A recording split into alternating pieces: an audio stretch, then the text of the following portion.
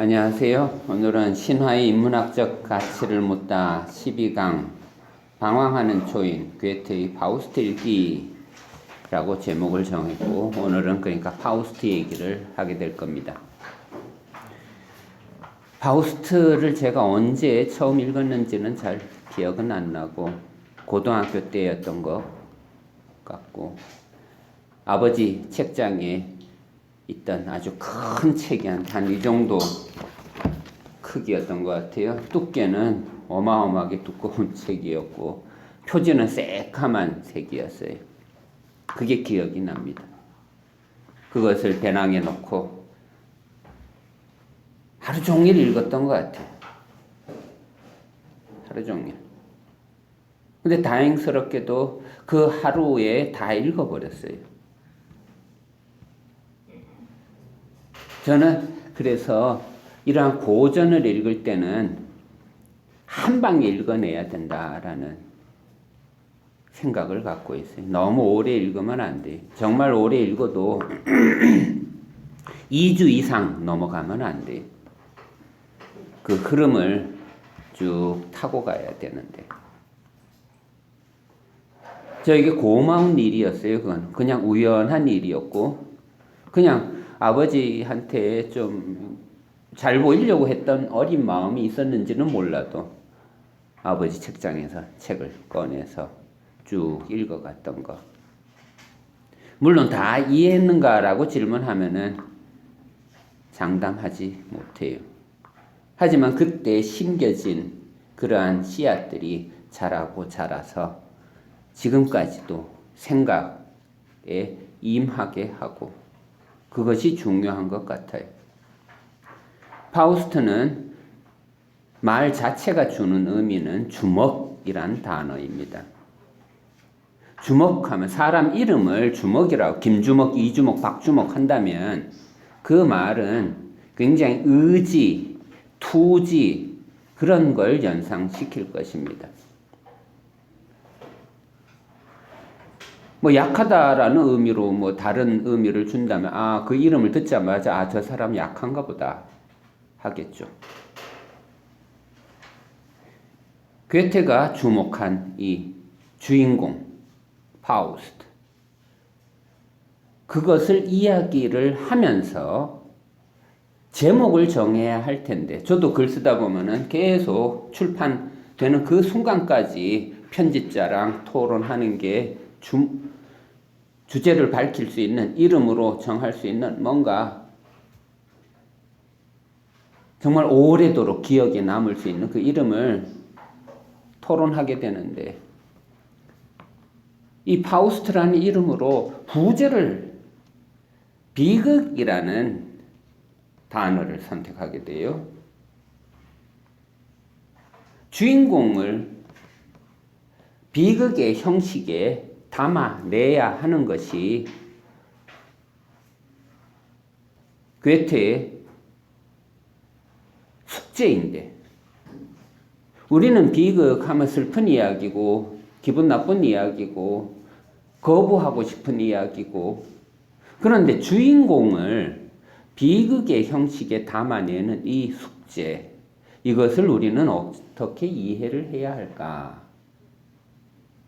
예를 들어서 제가 좋아하는 성경책을 읽는다면, 성경책은 비극의 형식이 아니라 해피엔딩, 좋은 이야기, 나만 믿으면 내 구원해 줄게 하는 믿음의 논리. 그래서 또 좋아해요. 성경책 자주 읽어야 돼요. 많이 외우고. 그런데 정반대의 형식인 비극의 원리. 많은 문학가들이나 많은 철학가들이 주목하고 있는 이 비극의 형식. 이것을 우리는 깨달음의 대상으로 삼아야 한다. 비극은 믿음의 대상이 아닙니다.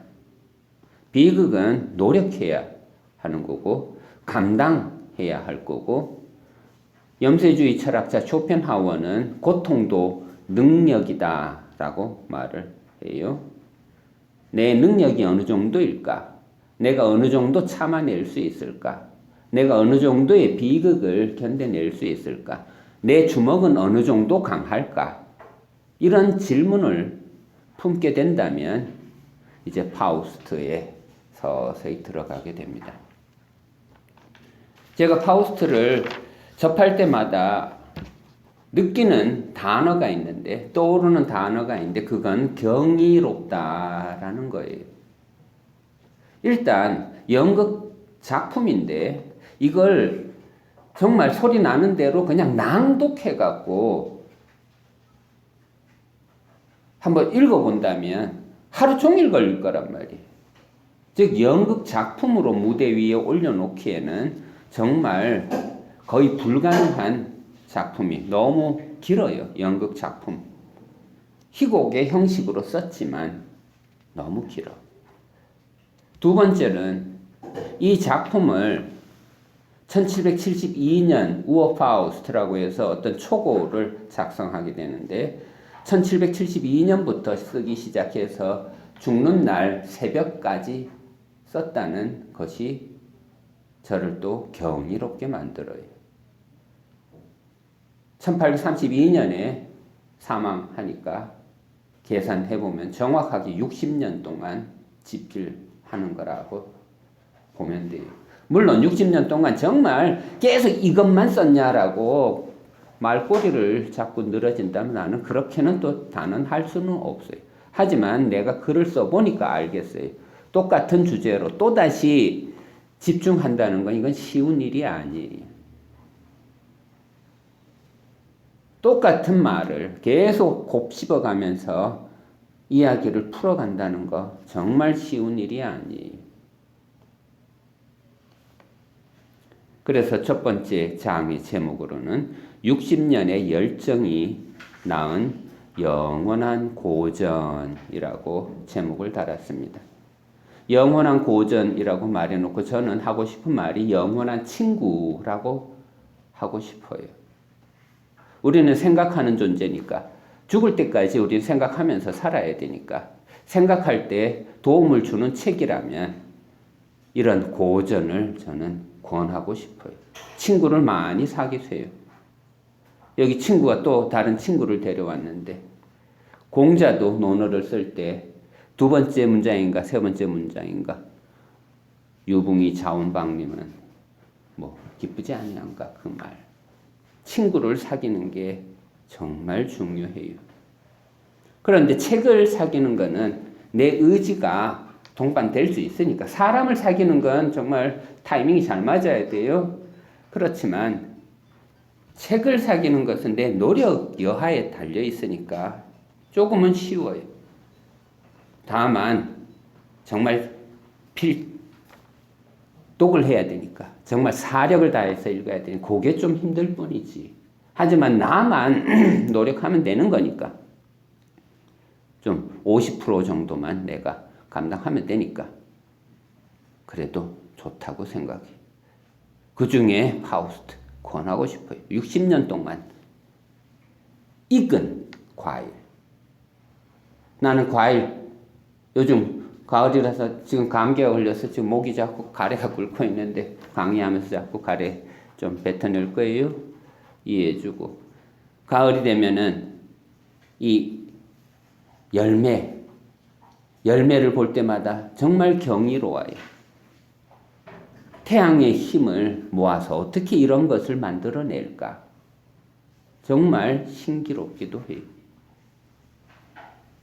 우리 인간은 생각하는 존재니까 살아가면서 어떤 말을 하면서 살아갈까?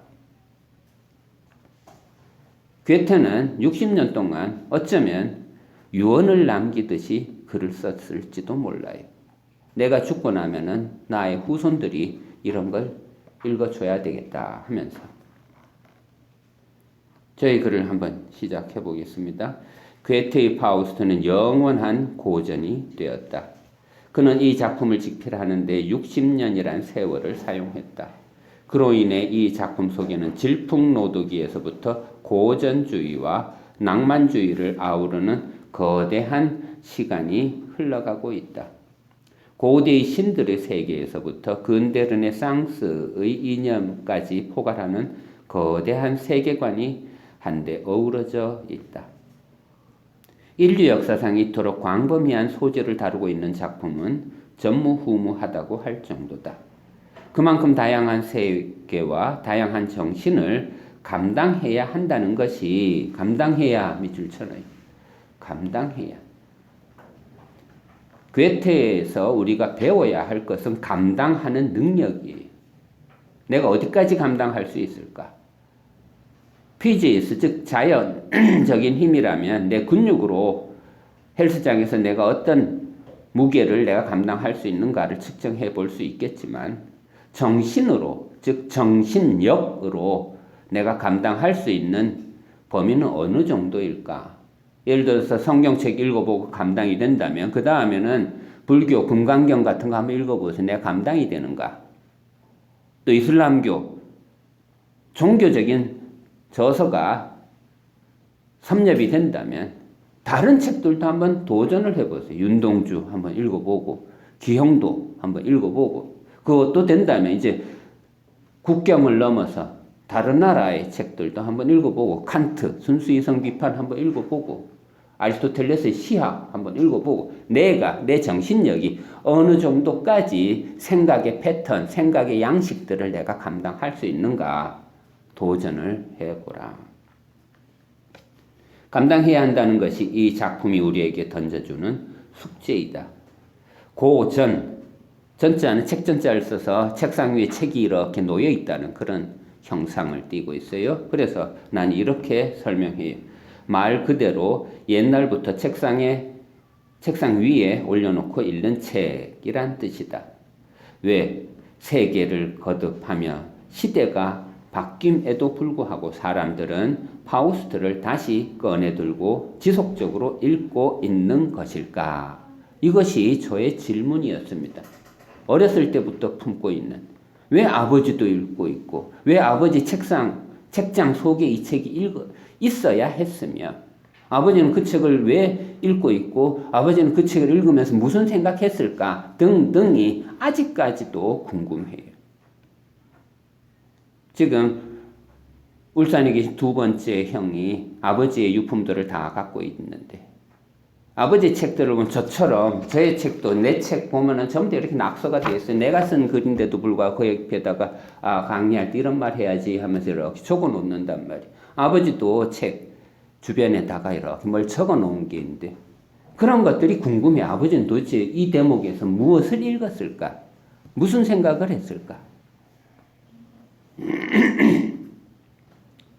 이 질문을 던질 때마다 경이롭다는 생각만 든다. 자, 경이롭다 밑줄 쳐내. 제가 파우스트를 읽을 때마다 느끼는 감정 상태예요. 감정 분위기 경이롭다. 독일 사람들은 괴테의 파우스트를 민족의 자랑으로 여긴다. 하지만 이 책은 민족문학에서 시작하여 세계문학으로 인정받고 있다. 세상 사람들의 손에 들려져서 읽히고 있다는 것 자체만으로도 우리는 이미 이 책 앞에서 겸손한 자세를 취해야 할 것이다. 인정할 것은 인정해야 한다는 얘기다. 3000년의 역사에 대해 설명할 수 없는 자는 어둠 속에서 아무것도 알아내지 못한 채 하루하루를 살아갈 뿐이다. 괴테가 쓴 시의 일부분이다. 파우스트를 읽을 때마다 이 구절이 생각난다. 파우스트, 이 책 한 권을 읽어내기 위해 우리는 3000년의 역사를 꿰뚫고 있어야 하지 않을까 하고 말이다. 그 역사를 아는 것을 넘어 그것을 제대로 설명할 줄도 알아야 파우스트 속에 담겨있는 내용들을 겨우 읽어낼 수 있는 책이기 때문이다. 늘 놀랍고 경이롭기만 하다. 또 경이롭기 밑줄 쳐놓고 계속 쫓아와 봐요. 여러분들은 괴테만 이해하는 게 아니라 어쩌면 오늘 강의를 통해서 이동용이를 이해하는 숙제도 던져져 있어요. 도대체 이 사람은 무슨 생각으로 살아가고 있는가 한번 쫓아와 보세요. 영원한 스승과도 같다. 영원한 스승 밑줄 쳐놓고 아까 영원한 고전이라는 말을 하면서 파우스트는 영원한 친구라는 말도 했어요. 즉 책이 친구도 되고 스승도 되고 인류가 존재하는 한 파우스트는 읽혀질 것이고 그때마다 새로운 지혜를 가르쳐 줄 것이다. 이 책 안에는 모든 것이 설명되어 있다. 아직 발견되지 않은 이야기도 무궁무진하다. 일단 괴테가 지속적으로 파우스트라는 인물을 붙들고 내놓은 책들을 살펴보면 첫째, 우어 파우스트가 있다. 우어는 원래 원조 등의 뜻을 품고 있으니 파우스트 초고라고 번역하기도 한다. 파우스트와 관련하여 괴테가 가졌던 최초의 생각들이 담겨진 책이다. 이 책을 괴테는 1772년과 1775년 사이에 집필한 것으로 알려져 있다. 오타가 났네요.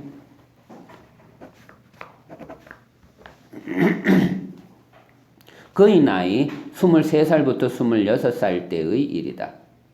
그러니까 이 작품은 젊은 베르테르의 슬픔과 거의 같은 시기에 탄생한 것이다.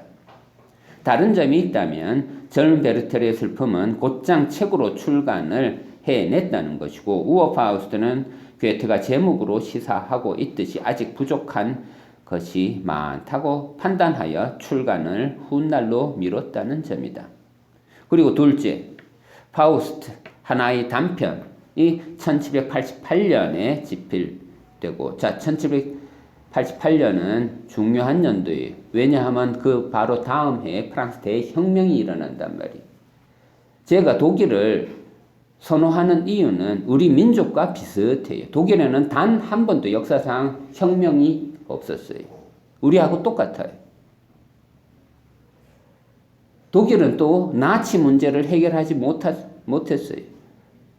우리도 일제 친일파 문제를 해결하지 못했어요. 너무 똑같아요. 그들이 생각하고 고민하는 역사적 흔적들, 우리들의 위인들이 남겨놓은 흔적들하고 너무 흡사해요. 그들이 아파하는 거 우리도 똑같은 형식으로 아파해요. 우리 민족을 한의 민족이라고 해요.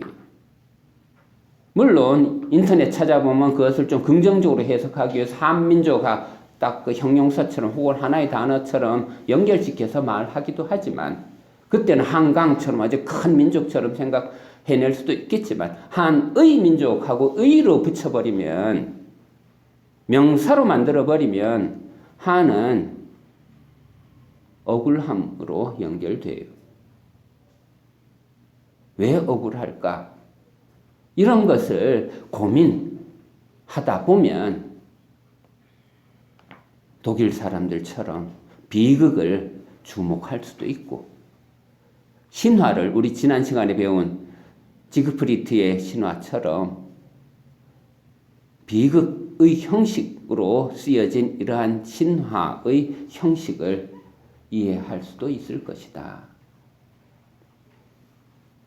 다시 1788년 그러니까 프랑스 대혁명이 일어나기 바로 1년 전에 독일에는 이러한 괴테라는 천재가 이런 글을 쓰고 민족적 계몽을 지켜감으로써 독일에서는 아주 큰 비극은 그러니까 정치적 비극, 역사적 비극 20만 명이나 되는 귀족들을 단두대에서 쳐버리는 이러한 잔인한 역사는 발생하지 않게 된다. 그런 걸 지금 강조하고 있는 거예요. 1788년에 집필되고 여기에 이야기를 덧붙여 셋째, 파우스트 하나의 비극 1808년에 집필된다. 1808년도 중요한 연도예요. 바로 2년 전에 1806년에 우리 역사로 비교한다면 일제강점기가 경술국치가 실행되던 연도에 라인분트라 그래요. 라인강에 있는 근처에 있는 나라들 전부 다 합쳐서 세금 걷어서 우리한테 바쳐 이렇게 나폴레옹이 집권하던 연도가 1806년이에요. 그 시절로 한번 돌아가 보세요. 독일 민족은 얼마나 억울했고 얼마나 가슴 아팠고 우리 이상처럼 햇빛을 상실하고 창문으로 들어오는 아주 조그만한 햇빛으로 일광욕하는 그러한 지식인의 정신들 얼마나 상실감이 컸을까. 거울 앞에서도 자기 자신은 결석해버렸다는 이러한 인식들 얼마나 자기가 위기에 처해 있었을까. 윤동주처럼 죽는 날까지 한 점 부끄러움이 없기를 살고 싶은데 그럴 수가 없어서 얼마나 힘들었을까 생각을 해보세요. 바로 이러한 라인분트 일제강점기가 시작되고 나서 한 2년이 흐르고 난 뒤에 괴테라는 천재가 또 파우스트를 쓰고 있었어요. 하나의 비극이라고. 그리고 또 넷째 1832년 이 연도는 괴테가 죽는 연도예요. 32년 즉 죽기 직전까지 파우스트 비극의 제2권의 집필에 몰두한다. 괴테가 사망한 날 새벽에도 이 원고를 수정하고 있었다고 한다. 죽음을 앞둔 정신이 남겨놓은 유언과도 같은 글들이 이 책 속에 담겨 있기도 하다. 책으로 엮어가며 변해가는 제목들도 눈에 띄지만 생각에 생각을 거듭해간 흔적을 엿볼 수 있어서 더욱 경이롭다. 또 경이롭다 밑줄 쳐요. 물론 딴 생각도 하며 살았겠지만 그래도 계속해서 똑같은 소재를 다시 꺼내들고 고민해 나갔다는 점은 높이 평가해야 할 것 같다. 똑같은 문제로 다양하게 생각하고 또 그것을 다양하게 바라보고 다양한 길들을 만들어 놓았다. 길들 밑줄 쳐놓고 길을 생각할 줄 알아야 돼요. 자연 속에만 길이 있는 게 아니라 하늘에도 길이 있고 바다에도 길이 있고 마음에도 길이 있어요. 우리가 찾고 있는 길은 도대체 무엇일까? 괴테가 벌써 많이 생각했고 우리들에게 다양한 길들을 만들어 놓았어요. 파우스트 속에 담겨 있는 이야기들은 모두 개별적인 벽돌들이 모이고 모여 거대한 탑을 이루고 있는 듯하다. 참으로 치열했던 집필 과정이다. 한순간도 시간을 허투루 보낸 것 같지 않다. 삶으로 주어진 시간을 이토록 성실하게 사용한 정신이 또 있을까 싶을 정도다. 그냥 계산기를 가지고 계산해 보았다. 정확하게 60년이라는 시간이 그 긴 세월이 이 한 권의 책을 위해 사용된 것이다. 게다가 이야기를 담아내는 문체도 남다르다. 자, 문체 밑줄 쳐놔요. 니체 철학 공부하다 보면 문체를 가져라 라는 지상 명령이 자주 등장해. 도대체 문체가 왜 그렇게 중요할까? 일단 파우스트는 희곡의 형식을 띈다. 무대 위에 공연될 연극 작품으로 씌워졌다는 얘기다. 그런데 실제로 처음부터 끝까지 연극으로 공연해내는 것은 거의 불가능하다. 작품이 그러니까 그 속에 담겨있는 대사의 분량이 너무 길고 또 너무 많아서 그런 것이다. 또 괴테는 거의 모든 대사를 시의 형식으로 즉 운율과 과근을 다 맞춰놓은 운문의 형식으로 집필해 놓았다. 총 12,111행이다. 어마어마하게 긴 시와 같다. 작품 전체가 시다. 노래로 불러도 좋은 그런 시적 언어로 작품을 써놓았다는 얘기다. 문체가 시의 형식을 띠다 보니 비유도 중요한 역할을 담당한다. 비유 밑줄 쳐놔요. 문학 중의 문학이 파우스트다. 이 작품 속에 등장하는 비유는 과히 천재적이다. 3000년의 역사를 알아야 할 내용과 그 내용을 담아내는 비유의 크기는 바다를 담아내고도 남을 정도다. 이토록 비유가 넘치는 작품이 또 있을까? 그래서 그랬을까? 신도 비유를 배우라 마태복음 24장 32절 고 가르쳤다. 신의 말씀을 잘 따르고 이행한 진정한 의인이 되어야 파우스트를 겨우 읽어낼 수 있을 것 같다. 다만 이 말이 신의 목소리라서 놀라울 따름이다. 괴테도 이런 말을 했을 것만 같아서 다시 생각하게 되는 것이다.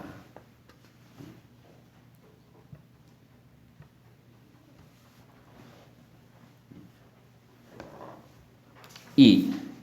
신화적 형식 속에 담겨있는 기독교적 세계관과 이성의 비 들어가겠습니다.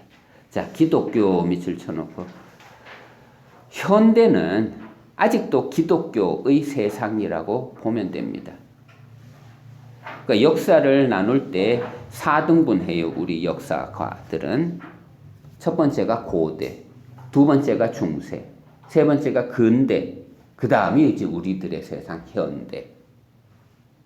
그런데 중세가 그냥 계산으로 해보면 1000년이란 말이에요. 1000년. 500년에서부터 1500년까지.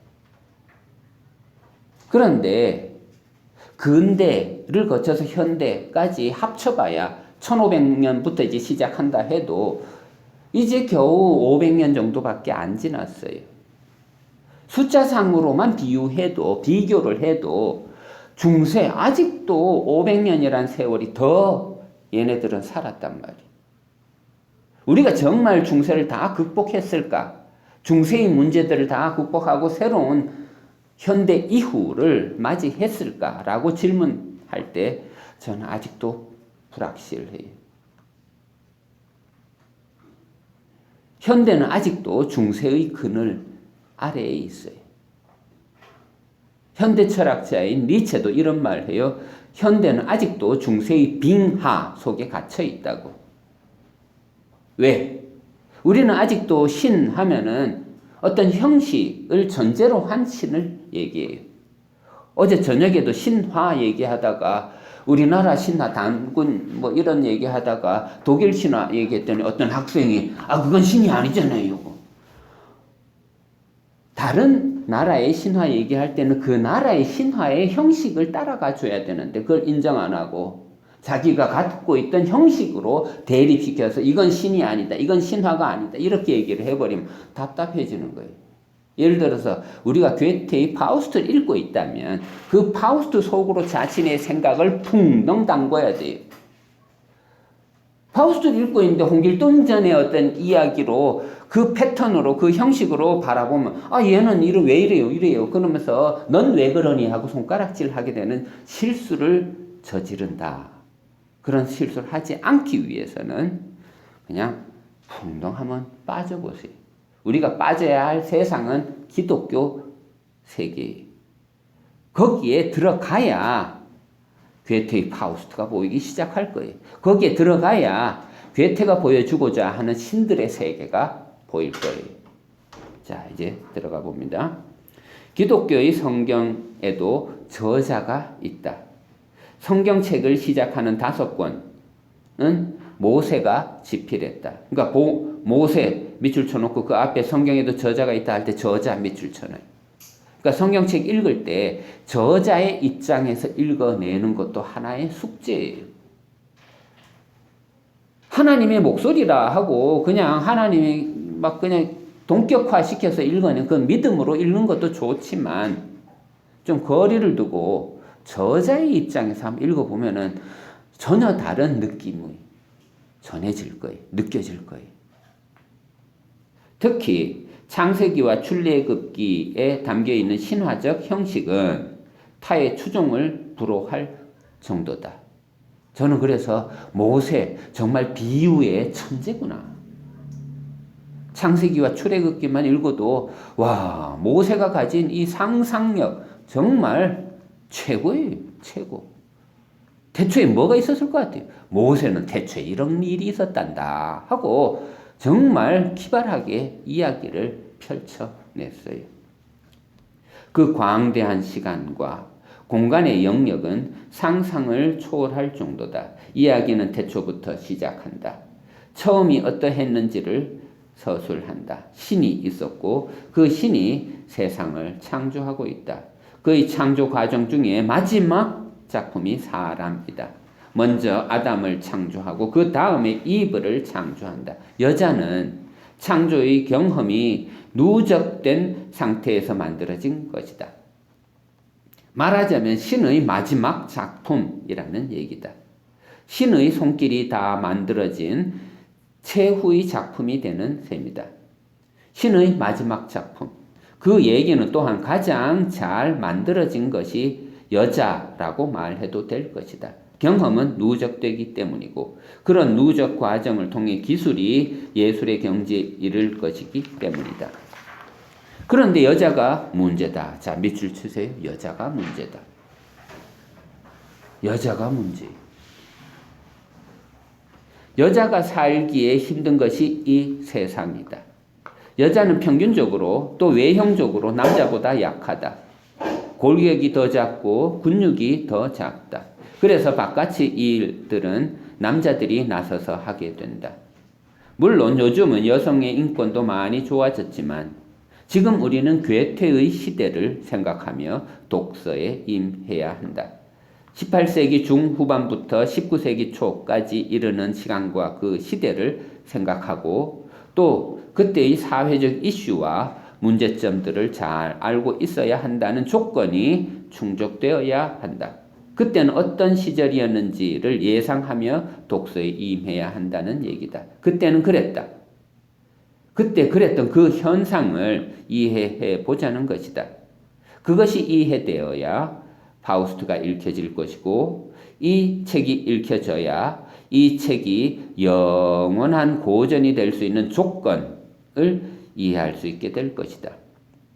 그런 경지에 도달한 후에야 겨우 어느 시대에도 얽매이지 않는 불후의 명작을 제대로 이해할 수 있는 것이다. 여자가 문제라고 했다. 자, 여자가 문제 밑줄 쳐내. 성경책을 읽으면서 여자가 문제라는 그런 구절만 모아봐도 노트 한 권이 형성될 거예요. 정말 많아요. 여자가 문제라고. 여기에는 제가 그 중에서도 좀 눈에 띄는 걸 모아봤어요. 처녀에게 처녀의 표적이 없거든 그 처녀를 그의 아버지 집 문에서 끌어내고 그 성읍 사람들이 그를 돌로 쳐 죽일지니 이는 그가 그의 아버지 집에서 창기의 행동을 하여 이스라엘 중에서 악을 행하였음이라. 넌 이와 같이 하여 너희 가운데에서 악을 제할지니라. 신명기 22장 20절부터 21절까지. 성스럽다고 인정한 성경의 구절이다. 이 구절을 읽으면 처녀의 표적이 없으면 돌에 쳐 맞아 죽어야 하는 운명이 여자에게 주어져 있다는 것을 알게 된다.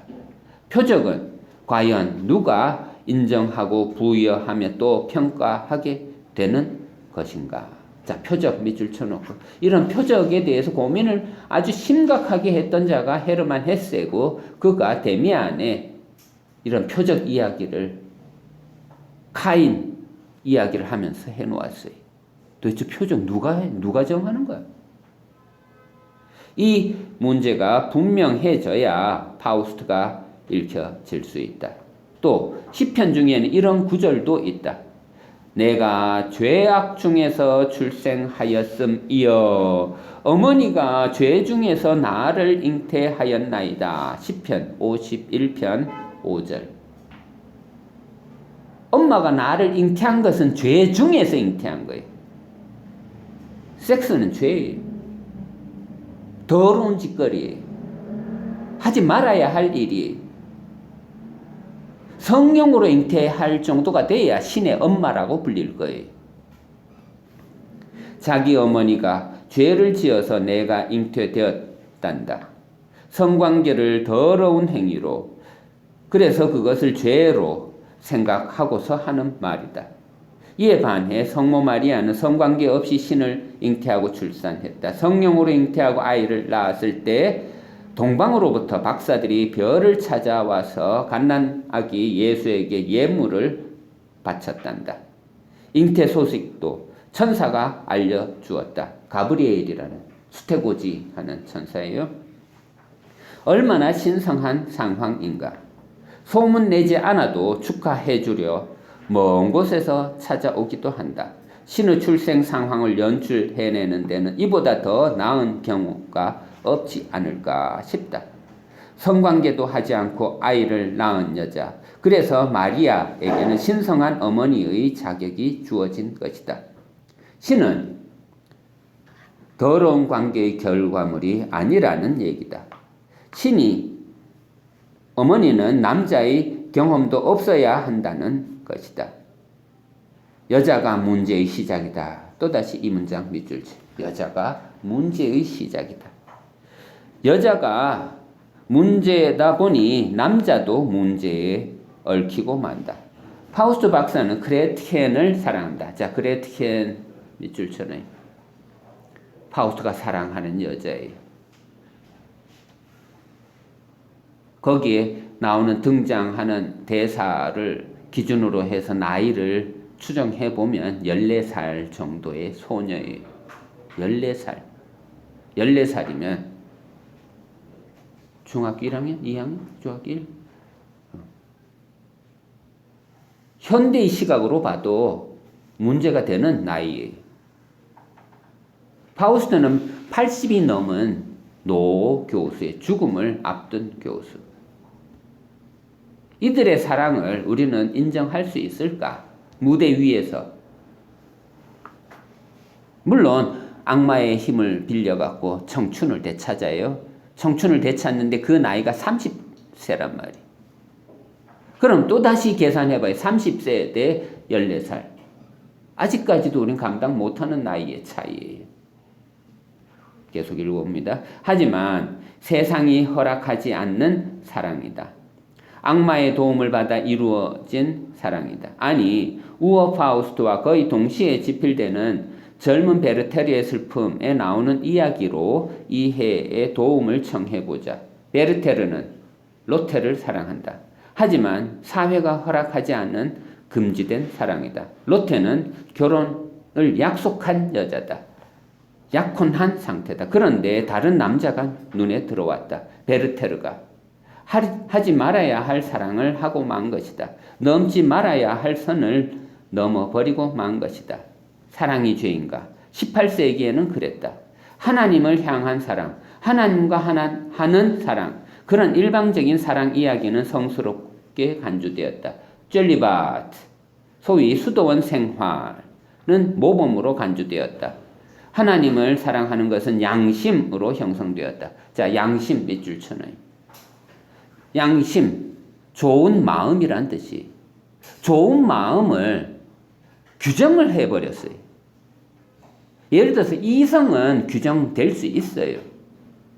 그런데 마음까지 규정을 시켜버리면 이거는 문제가 커져요.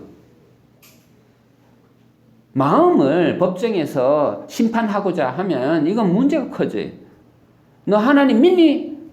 마음을 물어버리면 내가 아니요, 나 죄인 아니에요, 나 마녀 아니에요, 그래도 거짓말 하지 마 하고 죽여버릴 수 있어요. 마녀 사냥 걸려버리면 죽어요. 그냥 거의 100% 죽어요. 살아나올 수 없어요. 거짓말 하지 말라 해버리면 빼도 박도 못해요. 이렇게 하나님을 사랑하는 것은 양심으로 형성되었다. 하지만 그것은 믿음의 영역이라 늘 양심의 가책을 받을 수밖에 없는 상황이 펼쳐지고 만다. 괴테 시대에는 아직 마녀 사냥이 자행되고 있었다. 기독교가 법정까지 장악한 시대였다. 기독교가 진리와 정의까지 독점한 시대였다. 사회 모든 행정 속에도 교회의 영향과 그 손이 속속들이 뻗어 들어가 있었다. 3. 신과 악마의 내기. 자, 신과 악마 밑줄 쳐요. 선과 악. 기독교는 배타적 이분법이라고 해서 선은 좋은 거고 악은 나쁜 거다 이렇게 내치는데, 예를 들어 천국에는 악이 없어요. 빛의 나라, 단테는 엠피로우스라고 빛의 나라라고 소개하기도 했어요. 그런데 선과 악이 우리 동양 사상으로 들어오면 음양 사상이 되면서 함께 있어야 태극이 완성이 돼요. 괴테의 세계관은 어떻게 보면 우리 동양 사람들이 이해하기는 쉬워요. 하지만 서양 사람들의 입장에서 보면 이건 아주 어려운 숙제가 돼요. 기독교의 논리로는 이해가 잘 안 돼요. 우리가 만약에 지금 현대인이 괴테 파우스트를 읽으면서 잘 이해가 안 된다라고 한다면 바로 기독교의 시각으로 배타적 이분법으로 괴테를 바라보니까 잘 이해가 안 되는 거. 읽어도 뭔 소린지 모르겠고. 읽어봅니다. 괴테는 파우스트에서 모세처럼 신을 등장시킨다. 여자 때문에 괴로워할 파우스트를 두고 악마와 하나님이 내기를 하는 장면부터 시작한다. 자, 내기 밑줄 쳐놔요. 독일어로 베테 하는 건데 1776년에 아담 스미스가 국부론을 쓰면서 벌써 내기에 대한 이야기를 많이 했어요. 보이지 않는 손이라 해서 그냥 놔두면 그냥 자유방임적으로 뭔가 진리가 주어질 것이다. 그냥 경쟁하게 내버려도 내기의 다른 말은 경쟁이에요. 하나님과 악마가 경쟁해요. 네가 이기나 내가 이기나 한번 보자. 천상의 소곡이라 제목을 정했다. 시작부터 하늘을 주시하게 만들어 놓는다. 파란 하늘, 신비로운 빛, 무엇을 바라보고 무엇을 연상해도 상관없다. 하늘은 먼 곳의 상징이고 현상의 논리로는 다가갈 수 없는 신성한 곳이다. 하지만 그곳을 괴테는 이야기한다. 신을 이야기의 소재로 삼는 것은 모세의 전유물로 생각할 필요가 없다는 것을 말하고 싶을 뿐이다. 누구나 하나님의 말씀을 만들어낼 수 있는 것이다. 자, 이 문장은 밑줄 치고 저의 주장입니다. 누구나 성경 쓸 수 있어요. 누구나. 걱정하지 마세요. 여러분들은 성경의 저자가 될 수 있어요. 신화는 사람들이 지어낸 이야기다. 누구의 이야기가 더 재미있는가? 그것이 문제일 뿐이다. 재미 밑줄 쳐놓고 재미가 있어야 돼. 요즘 우리 정치 판국을 저는 르네상스 시대라고 말하고 싶어요. 르네상스 시대가 어떤 때냐 하면 중세 기독교인들이 그냥 특권처럼 누리고 지내던 어떤 라틴어 거기에 저항해서 르네상스인들은 온갖 거짓말들, 라틴어 비슷한 말을 하면서 다른 말로 막 장난스럽게 요즘 말로 가짜뉴스 막 퍼뜨리고 있었어요. 하나님 그런 거 없단다. 단테의 신곡이 뭐냐 하면 그게 바로 가짜뉴스예요. 중세의 시각으로 보면 있을 수 없는 이야기예요. 어떻게 인간이 지옥을 여행을 해? 천벌을 받아서 가는 곳이 지옥인데 단테는 여행을 해. 연옥을 가. 천국을 가. 이런 일. 가짜 뉴스 중에서도 가짜 뉴스. 하지만 그런 상상력이 동원되면서 이제 시대가 변해 가는 거였어요. 즉 재미 잊지 말아요. 뭘 하든지 재미 없으면 큰일 나요. 재미에 목숨을 거세요. 그것이 문제일 뿐이다. 괴테는 신이 악마와 대화를 하는 장면을 연출해낸다. 악마는 이런 말을 한다. 나는 태양이니 이 세계니 하는 것은 전혀 모릅니다. 그저 인간들이 고생하는 꼴만 보일 뿐입니다. 자, 고생하는 꼴 밑줄 쳐요. 악마의 눈에는 인간이 고생하는 꼴만 보여요. 염세주의적이에요. 이 세상의 작은 신이라고 자처하는 인간은 자 이거 아주 중요한 말이 신 밑줄 치고 인간 밑줄 쳐요. 괴테는 지금 작품 안에서 뭔 얘기하고 있어요? 인간이 신이다라는 말을 하고 있단 말이에요. 얘네들이 지들이 자처하고 있어요. 자칭 지들이 신이래요. 언제나 똑같은 꼴을 하고 있다. 똑같은 꼴은 뭐예요? 괴로워하고 있어요. 고생하고 있어요. 신이라면서. 천지 창조의 그날처럼 괴상하기만 합니다.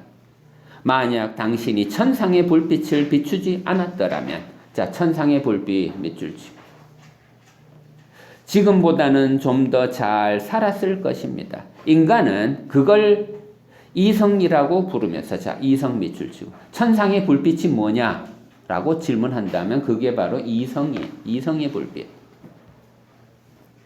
어느 짐승보다 더 짐승답게 사는 데에만 이용하고 있습니다. 하나님이여, 당신이 보여준 그 천상의 불빛 때문에 인간이 짐승처럼 살고 있잖아. 그 빛 때문에 인간이 고생하고 있잖아. 왜 그런 불빛 보여줬어? 하고 호통치고 있어요. 천상에 악마가 있다. 괴테의 설정이다. 천국에 천사가 있다. 하지만 그 천사들 중에 악마도 있다는 그 생각이 남다르다. 이 세상과 별반 다를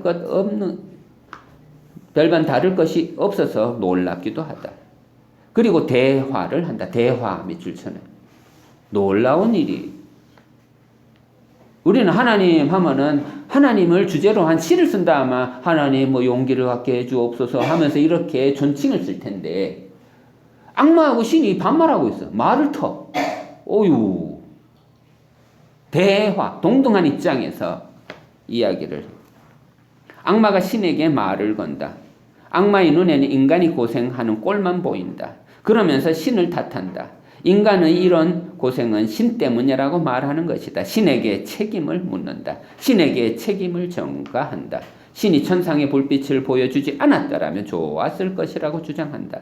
세상 사람들은 그 천상의 불빛을 이성이라고 부른다. 괴테보다 먼저 산 선배들은 계몽주의 시대 사람들이다. 계몽주의를 아우프클레롱이라고 클라르, 밝은이라는 말이 들어가 있어요. 슈만의 부인 이름이 클라라예요. 밝을 명자를 써서 한국 이름으로 바꾸면 명자. 슈만의 부인 이름이 명자, 명희, 명숙이에요. 아우프는 열다의 뜻이 열어서 밝게 해주는 힘, 여는 것도 힘이고 밝게 해주는 것도 힘이, 이 두 가지 힘이 이성의 힘이에요. 그런 계몽주의 철학을 대표하는 철학자가 칸트. 칸트가 지향했던 이성이라면 순수 이성이고 계몽주의 시대 사람들이다. 계몽주의자들은 이성을 추구했다. 그리고 그 시대에는 이성을 태양으로 묘사했다. 이성은 태양의 속성을 대변한다. 이성은 사물을 밝혀주고 설명하고 해명해주는 역할을 담당한다. 여러 가지가 얽히고 있는 느낌이다. 하나님은 빛이다. 하나님은 자신을 소개할 때 나는 세상의 빛이라고 분명하게 말했었다. 그리고 그는 창조의 순간에 이런 말도 했었다. 빛이 하나님이 보시기에 좋았더라. 보시기에 좋았더라. 보기 좋았더라. 그 말을 히브리어로 하면 발데보나 하는 거예요. 보기 좋았다. 발데보나 라고 하는 이것은 자기가 자기를 창조하고 자기가 자기를 바라보며 자기가 자기에게 감탄하며 한 소리가 되는 것이다. 하나님은 빛이었고 그 빛은 보기 좋은 것이었다는 논리가 되기 때문이다. 그런데 재미난 것은 괴테가 여기서 하나님의 빛을 이성으로 연결시키고 있고 그 이성을 빛으로 간주하는 인간이 스스로를 이 세상의 작은 신이라고 자처하게 만들어 놓았다는 점이다. 이것이 제가 발견한 대목이에요. 괴테의 시각이에요. 괴테가 파우스 어떻게 인물을 설정해 놓았는가 하면 자기가 스스로 신이라고 할 수 있는 그러한 존재. 사람이 신이다. 신이 사람이다. 악마가 인간을 설명하며 하는 말이다. 그 말에 신도 이의를 제기하지 않는 것으로 봐서 그도 당연하게 받아들이는 대목이라는 것이 확인된다. 신도 인정하는 말이라는 얘기다. 사람들은 자기 자신의 이성 때문에 신으로 자처하며 살아가고 있다는 것이다. 이성을 가지고 산다는 것은 신처럼 살아간다는 것을 뜻한다. 선악과를 따먹고 난 후에 인간은 모두 신처럼 눈이 떠지고 만 것이다. 사람이 눈으로 보는 것은 신이 자신의 눈으로 바라보는 것과 별반 다를 바가 없다는 얘기다. 발데보나, 보기 좋다. 눈을 가지고 사물을 바라보는 것은 행복의 다른 표현일 뿐이다. 눈을 가진 자를 어둠 속에 가둬놓으면 두려움에 휩싸일 수도 있다. 생지옥이 따로 없을 것이다. 어둠 속에서 귀신도 보는 것이 사람의 눈이다. 물론 사람이 신이다라는 이 말은 악마가 하는 소리다. 악마의 입에서 나온 소리지만 그 소리에 괴테의 영리한 연출가적 의도가 담겨 있다. 인간이 신이 될 수 있는 것은 바로 이 성 때문이다. 그 단서는 또한 모세의 창세기에서 찾을 수 있다. 작가 모세는 에덴 동산의 선악과 장면에서 뱀에게 이런 대사를 허락했다. 너희가 결코 죽지 아니하리라. 너희가 그것을 먹는 날에는 너희 눈이 밝아져 하나님과 같이 되어 선악을 알 줄 하나님이 아심이라. 하나님은 그 전에 선악과를 따먹으면 반드시 죽으리라고 경고했다. 동산 각종 나무의 열매는 내가 임으로 먹되 선악을 알게 하는 나무의 열매는 먹지 말라. 내가 먹는 날에는 반드시 죽으리라. 하지만 선악과를 따먹고 난 후의 행동은 무화과 나무 잎을 엮어 치마로 삼아 성기를 가리는 것이었다. 성기가 부끄러워 감춘 것이다. 수치심 때문에 성기를 가린 것이다. 신의 주장은 선악과를 따먹으면 반드시 죽는다고 했다. 신은 반어법을 사용하지 않고 또 말을 돌려서 하지도 않는다. 성경 속의 신은 오로지 진실만을 직설법을 통해 말한다. 다만 비유를 곁들인다는 점에서 수많은 해석이 가능하게 해놓았다는 특이점만이 부여되어 있을 뿐이다. 어쨌거나 사람이 성기에 대해 부끄러움을 느끼고 성기를 가리는 행위는 신의 시각으로는 죽은 것이다.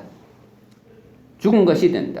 이 논리에는 어떤 오류도 발견되지 않는다. 신은 거짓말하지 않는다. 그런데 괴테의 천상의 소곡에서 악마의 입을 통해 한 말, 즉 사람이 이 세상의 작은 신이라는 말은 너희는 절대로 죽지 않아. 오히려 너희는 눈이 밝아져서 하나님과 똑같은 존재가 될 거야 하고 일러준 그 말을 떠올리게 한다.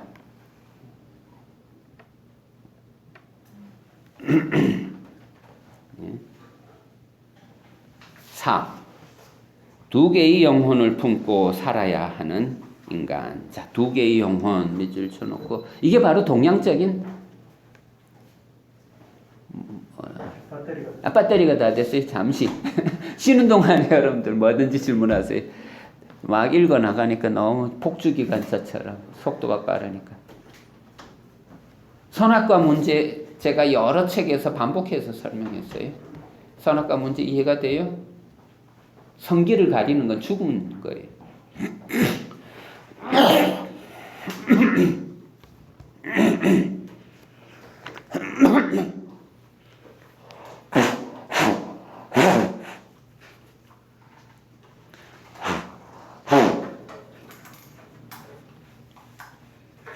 실제가 됐는데.